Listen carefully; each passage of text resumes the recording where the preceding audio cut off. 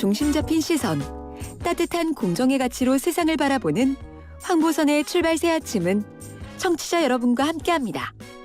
짧은 문자 50원, 긴 문자 100원의 유료 문자 우물정 0945, 우물정 0945로 여러분의 목소리를 들려주세요. 유튜브 보이는 라디오 댓글창, YTN 라디오 앱 채팅창을 통해서 무료로 참여하실 수 있습니다.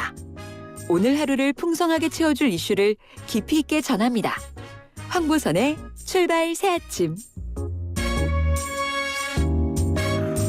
네, 이번에는 실물 경제 좀 들여다보는 시간입니다. 경제 전 시간입니다. 자, 머니투데이 방송의 김승교 기자와 함께 하겠습니다. 김 기자님 안녕하십니까?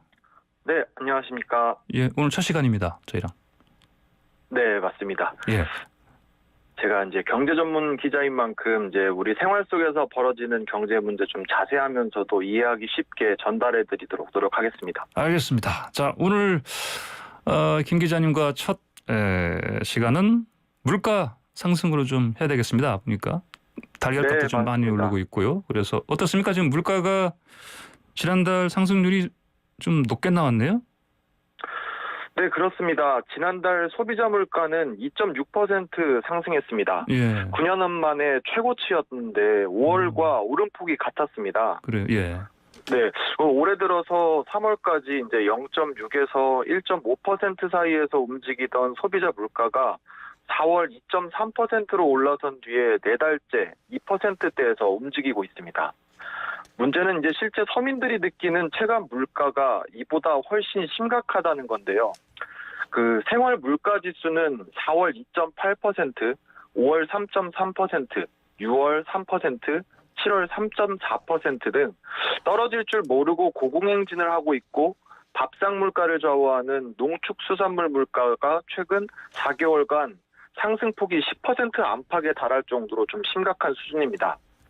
그 농축수산물 중에서는 이제 주식인 쌀이 지난해 같은 기간보다 14.3%, 수급이 불안한 달걀은 57%, 고춧가루는 34%, 마늘이 45%가 각각 뛰었고 돼지고기도 9.9%나 올랐습니다. 예, 그렇군요. 방금 말씀하신 것 중에 달걀이 제일 높네요, 보니까요. 네, 달걀이 제일 높습니다. 예, 요즘 뭐 금난이라고 하죠. 예. 네, 맞아요. 최근 이제 계란 대신 금란이라고도 하고 또 파 가격이 많이 올라서 파테크라는 신조어가 나올 정도로 농축수산물 가격이 급등했는데요. 농축수산물 가격 상승에 가장 영향을 많이 미친 건 역시 닭이었습니다. 이제 닭고기 수요가 많은 말복을 앞두고 있는 데다가 달걀 가격이 반년 넘게 고공행진을 거듭하고 있어서인데요. 지난해 AI 확산으로 살처분된 산란계의 수가 예년 수준을 회복하지 못하고 있는 영향이 가장 큽니다. 국내에서 사육하는 산란계는 6,587만 마리로 1분기보다는 늘었지만 지난해와 비교해 볼 때 12%가 줄었습니다. 산란계의 번식을 막는 건 계속 이어지고 있는 더위인데요. 알을 낳을 수 있을 만큼 닭이 성장하려면 5에서 6개월이 걸립니다. 하지만 최근 연이은 폭염으로 산란개들이 제대로 성장하지 못한 채 죽고 있습니다. 이번 폭염이 폐사한 가축 10마리 중 9마리가 닭일 정도로 피해가 컸는데요. 폭염은 닭뿐만 아니라 과일이나 채소에도 악영향을 미치고 있습니다. 폭염이 계속되면서 과일이 일찍 익어버리는 스폰지 현상이 발생하고 있고, 사과, 단감 같은 경우 햇볕 대임 증상으로 과일이나 입이 타들어가는 문제가 나타나고 있습니다. 그래서 이제 앞으로 더 큰 가격 상승을 막으려면 작황을 수시로 점검하고 출하 시기를 조절하는 등 선제적인 조치가 필요하다는 지적이 나오고 있습니다. 예. 자, 이거 농축산물만이 아니고요. 이 코로나 더위 겪는 거는 세계적으로 마찬가지 상황인데, 그것 때문에 그런지 보니까 우리가 수입해오는 그 원재료들 있지 않습니까? 이것들도 많이 가격이 올랐다. 그래서 이걸로 만드는 가공식품도 많이 지금 가격이 올라가는 상황입니까? 어떻습니까?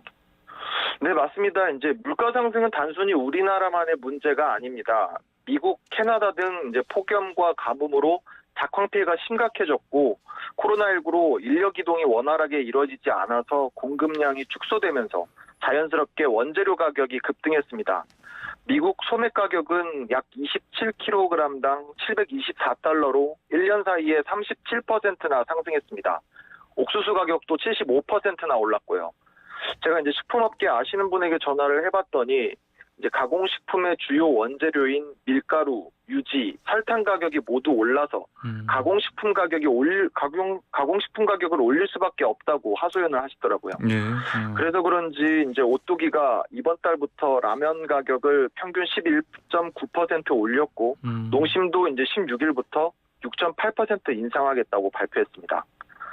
그러다 보니 이제 주요 식자재 유통사들은 식당 등 납품업체의 납품가를 인상하겠다고 이미 통보한 상태고요. 대상 품목도 밀가루, 식용유, 마요네즈 등 일반 식생활과 밀접한 것들이고 인상폭도 10%대로 만만치 않습니다. 이제 9,000원 했던 밥값이 적어도 10,000원 정도 올라야 장사가 된다는 소리인데 예. 올해 삼계탕과 냉면 가격이 작년보다 오른 데는 이런 배경이 작용한 것으로 보입니다. 예.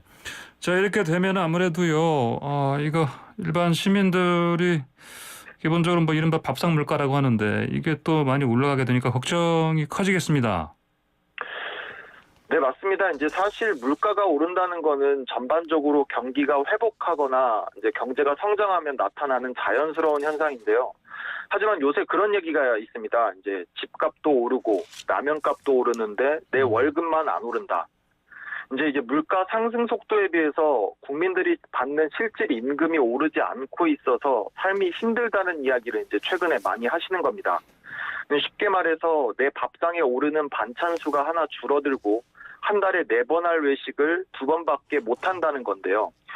이제 실제로 물가 상승에 대한 기사를 살펴보면 4인 가족 일주일치 식비가 20만 원으로도 부족하다. 제철 과일인 수박을 담을 엄두도 못 낸다. 코로나로 아이들이 집에 머물면서 삼시세끼 집밥을 먹여야 하는데 장보기가 겁난다면서 한숨 섞인 댓글이 달리는 것도 이런 상황을 대변하고 있다고 봅니다. 예. 자연스럽게 한 달 앞으로 다가온 추석에 차례상을 어떻게 차려야 하나 걱정이 이어지고 있는데 정부가 추석 전에 물가 상승을 어떻게든 잡아야 한다는 목소리도 높아지고 있습니다. 예. 자, 그러면요, 정부가 뭐 계란 수입 양을 확 늘린다 이런 얘기 들리는데 보니까요. 뭐 어떤 식으로 좀 대책을 내놓고 있습니까? 네, 일단 이제 좀처럼 잡히지 않는 계란 가격을 잡기 위해 정부가 이제 수입 물량을 대폭 확대하기로 했습니다. 예. 7천만 개 수준이던 수입 계란 공급량을 8, 9월에 각각 1억 개씩 총 2억 개의 계란을 들여오기로 한 건데요. 예. 이를 통해서 7,000원대에 정체돼 있는 계란 가격을 6,000원대로 낮춘다는 계획입니다. 계란뿐만 아니라 다른 농축산물에 관한 대책도 내놓았는데요. 배추와 무의 정부 비축 물량을 지난해보다 3배 이상, 사과와 배의 추석 전 물량을 1.3에서 2배 확대할 계획입니다. 예. 축산물과 관련해서도 추석 중 소고기는 평상시 대비 1.6배, 돼지고기도 1.25배가 공급되도록 출하 시기를 조정하고 수입도 평년 대비 소고기는 10%, 돼지고기는 5% 확대할 수 있도록 수입 검사 절차를 간소화하겠다고 밝혔습니다.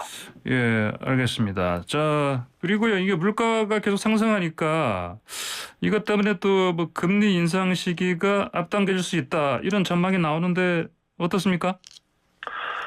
네, 올해 경제 성장률이 4%에 이를 것으로 전망되면서 물가 수준이나 부동산 시장의 광풍을 감안해 기준금리 인상 시기가 8월로 앞당겨질 수 있다는 전망도 나오고 있습니다. 이주열 총재도 기회가 있을 때마다 금리 인상 필요성을 강조해 왔는데요. 이미 고삐 풀린 가계부채 급증이 자산 버블을 일으키면서 리스크를 키우고 있고 물가 상승 압력으로만 볼 때도 긴축이 불가피한 것은 사실입니다. 지난달 금통위 의사록을 보면 금통위원 6명 중에 5명이 통화 긴축 선호 성향을 보이는 등 금통위 내부에서도 금리 인상에 나서야 한다는 시각이 지배적입니다. 글로벌 금융기관들도 한은의 기준금리 인상 가능성에 무게를 두고 있는데요. HSBC와 골드만삭스, JP모건 등은 한은이 이르면 8월 중 기준금리를 인상할 것이라는 전망을 내놓기도 했습니다. 하지만 8월 금리 인상이 이루어지지 않을 가능성도 여전히 남아있긴 하는데요. 아직 확산세가 가라앉지 않고 있는 코로나19와 자영업자 등 취약계층의 부채 부담이 클 수 있다는 점입니다.